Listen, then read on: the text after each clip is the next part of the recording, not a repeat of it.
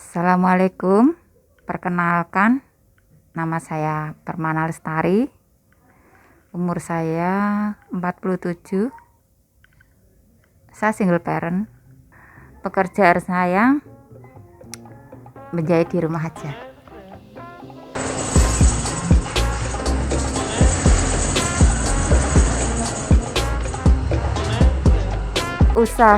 Mulai usaha jahit itu sebenarnya itu dulu waktu aku masih kerja di perusahaan ya terima kerjaan di rumah juga sih. Cuman untuk fokusnya itu ya 5 tahun inilah akhir-akhir ini. Waktu itu dulu kan saya sama teman kongsinan gitu. Jadi dia punya sablon, terus saya bisa jahit, terus kita buka suatu CV Lintang Print dulu namanya, di alamatnya di Citarum Tengah 1, tapi sekarang sudah dibeli orang lain dan ganti nama, yang punya juga ganti. Waktu itu ini kita bergabung dalam satu CV Lintang Print itu, jadi saya yang garmentnya, teman saya yang printingnya, jadi kita membuka bisnis bareng. Kenapa saya buka sendiri? Terus teman saya kan meninggal, otomatis sebelum meninggal kita kan kongsi sama Chinese ya waktu itu, tapi ada suatu permasalahan, jadi akhirnya kita pecah, terus kita sendiri-sendiri. Akhirnya saya buka sendiri di rumah sekitar 2010. Dulu pertama kali saya kerja itu di PT Golden Flower. Waktu itu sekitar 8 tahun saya di sana jadi quality control. Jadi saya waktu itu belum bisa jahit karena saya bagian quality control. Jadi saya yang diambil tugas untuk ngecek barang.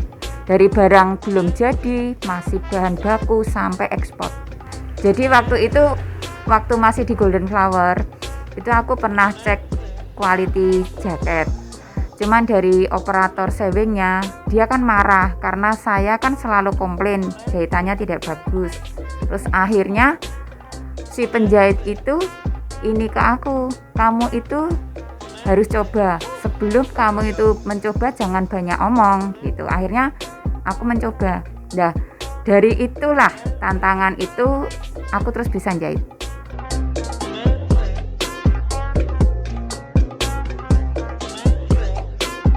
Dulu kita ada dua orang dulu sama temanku, cuman temanku sekarang sudah ini sendiri, jadi buka sendiri-sendiri.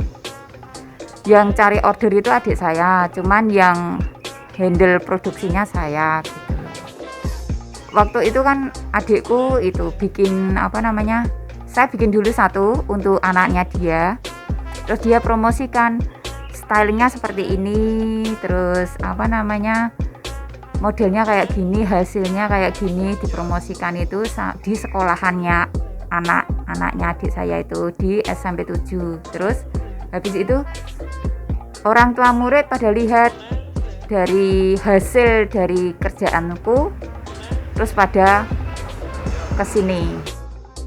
Sebenarnya saya tidak menerima jahitan sih, sebenarnya itu saya itu ini, kita ada kayak konveksi untuk jahit semua, dari hem, dari jaket, dari celana, segala macamnya yang konveksi itu punya. Jadi ada seragam sekolah, ada seragam dinas, ada seragam, ya pokoknya yang konveksi itu punya saya ambil. Yang mau kena online itu aku temanku, kita kan ketemu terus ngobrol-ngobrol, terus ada ndak kerjaan sampingan selain di tempat konveksi, karena kan konveksi kan tidak selalu ada gitu loh, jadi aku harus cari tambahan lain. Terus temanku bilang ada, kamu mau ndak tapi online gitu. Akhirnya dikenalin itu, sekali dicoba Terus lama-lama dia ini sih sudah 3 tahun aku online.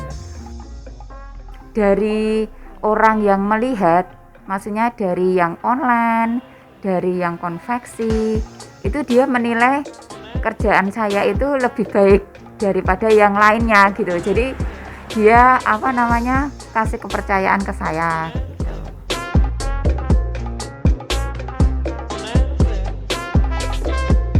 Kalau bikin masker itu sebenarnya tidak ada kesulitan ya.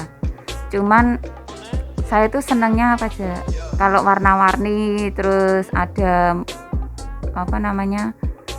kayak motif-motif itu terus jadi seneng gitu loh.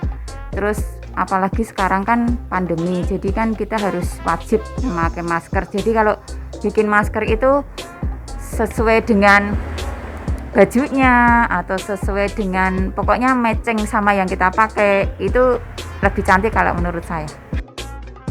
Sebenarnya saya senang bikin-bikin gitu, bikin kayak celemek. Saya juga pernah kan bikin celemek terus dijual gitu. Cuman kan waktunya itu kan saya nggak bisa ini kan, karena saya sendiri.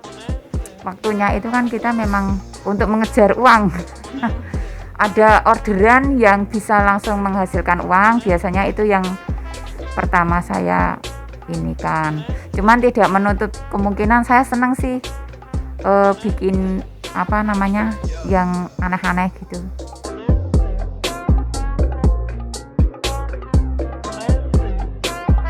Kalau penghasilan tidak mesti ya, karena kan kita bukan pegawai. Saya kan kerjanya ngambil hasil produksi gitu kan. Kalau memang produksinya itu banyak, terus harganya juga lumayan, tapi kalau ordernya itu sedikit, harganya murah ya sedikit hasilnya. Jadi tidak bisa dipatok.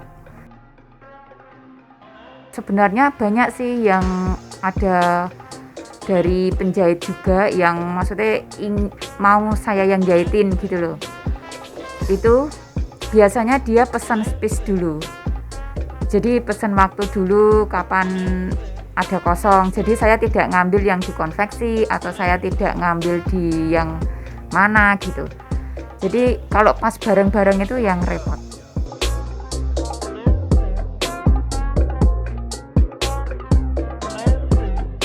Sebenarnya saya tuh kepengen anak-anak yang kurang mampu untuk menampung mereka. Dulu saya pernah waktu pas bikin CV Lintang itu karyawan saya itu pencopet, karyawan saya itu pemabuk, karyawan saya itu pokoknya orang sampah lah. Kalau dibilang orang itu orang sampah, orang pinggiran gitu loh.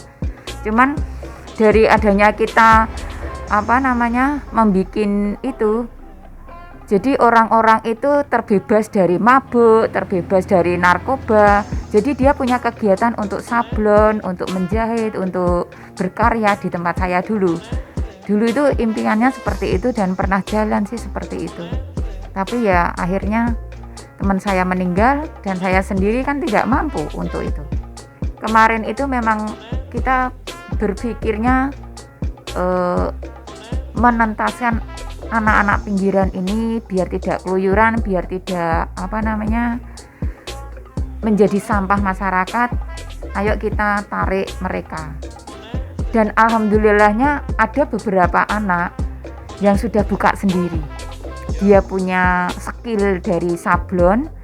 Jadi yang di Ungaran juga buka sendiri, yang di Solo juga buka sendiri. Itu sudah suatu kebanggaan untuk saya, untuk teman saya yang sudah meninggal ini. Itu sudah istilahnya kita sudah mengantarkan mereka untuk menjadi baik. Kepengennya ya bisa lagi, cuman kan kita harus cari orang yang betul-betul sepaham sama kita. Kalau jujur saya tuh orangnya loyal sebenarnya. Istilahnya jatuh bangun sampai ini tuh aku tuh enggak, yang penting bisa maju, yang penting bisa untuk mencapai tujuan. Itu aku tuh ini semangat gitu loh. Jujur, saya itu kenapa seperti ini, kenapa saya tidak bekerja atau ikut perusahaan lain atau bagaimana, karena saya ijazahnya hilang. Jadi ijazah saya itu dari SD sampai SLTA hilang semua. Jadi makanya saya terus berhenti, tidak bisa ke PT atau ke perusahaan lain, itu karena itu. Makanya saya buka CV itu sama temen, terus pokoknya bergerak di bidang ini yang tanpa ijazah. Jadi saya sudah tidak bisa kemana-mana lagi. Terakhir saya bisa kerja di PT Bita Penata itu masih punya. Jadi hilangnya itu sekitar tahun 2000. Untuk kaum muda yang istilahnya kayak saya tidak bisa melanjutkan atau ini, jangan pantang menyerah, karena bukan ijazah, tapi ini kita harus bisa maju, kita harus bisa berpikir untuk ke depan gimana caranya, bukan untuk mengandalkan ijazah.